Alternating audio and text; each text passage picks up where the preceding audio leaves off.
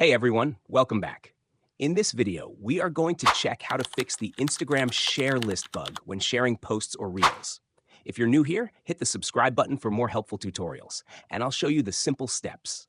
Let's get started. Step 1. Open the Instagram app. Find the post or reel you want to share. Step 2. Tap the share icon below the post. You'll see random accounts at the top. This is the bug we're fixing. Step 3. Now scroll down and tap on the option that says Share. Step 4. From the list of apps, choose Instagram again. Step 5. This will open the Instagram message screen. Now you'll see your close friends and recent chats at the top, just like before. Step 6. Tap on the friend you want to share with, then tap to share. That's it. Your post is now shared. Until Instagram fixes this bug, this method works perfectly.